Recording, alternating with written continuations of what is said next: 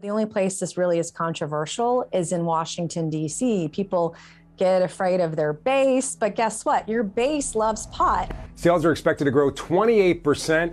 Questions about the timeline for federal legalization.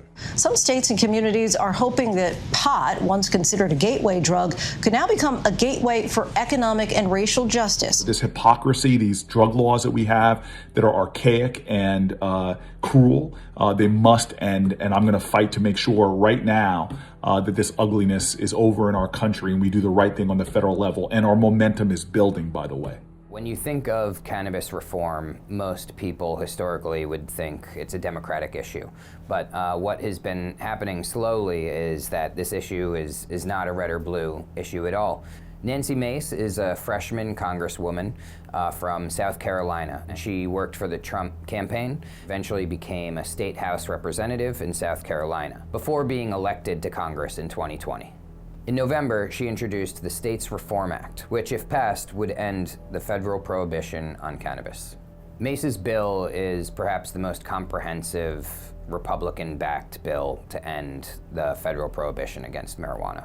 What's noteworthy about the States Reform Act is twofold. First is that it's introduced by a Republican. The second noteworthy thing about this bill is who's supporting it.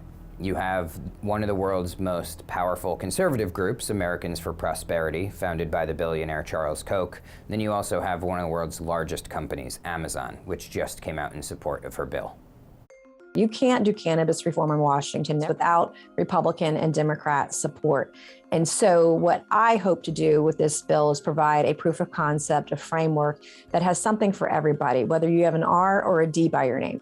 You know, if you don't like cannabis, well, we're not forcing it on you. We're not forcing your state to legalize it so everybody can use it everywhere, right? That's not what this bill does. And so it has provisions in there that conservatives and liberals, you know, both sides of the aisle can really, I think, get on board with. But it's just people get afraid. They get afraid of re-election and they operate out of fear. Some people, you know, wonder why is a Republican so passionate about cannabis? I was raped when I was 16, and subsequently I dropped out of school, and it was one of the darkest times in my life. I became a waitress at the Waffle House on the side of the interstate at that time, and I really felt like I had no answers. I had no future, but I was prescribed by my doctor antidepressants. And the antidepressants I was prescribed made my feelings of depression worse. It made me suicidal, quite frankly. And I stopped taking the prescription drugs and I started using cannabis, but it cut my anxiety down and helped me get through some really tough times. And that was my first sort of, you know, understanding and realization that there's something here that could benefit people. And when I talk to veterans, especially when I hear their stories coming back from conflict, coming back from theater, combat, and war zones, the PTSD that they have, the thoughts that go through their mind of wanting to end it all, it really, it touches my heart because I was in a place where I've been there.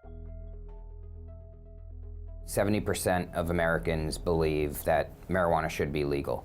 So Democrat, Republican, voters want this. But this is a place where Republicans should really lean in on because it's a popular idea and it's past time. I mean, you look at some of the folks that have major illnesses and see how their lives have been impacted by cannabis in a positive way.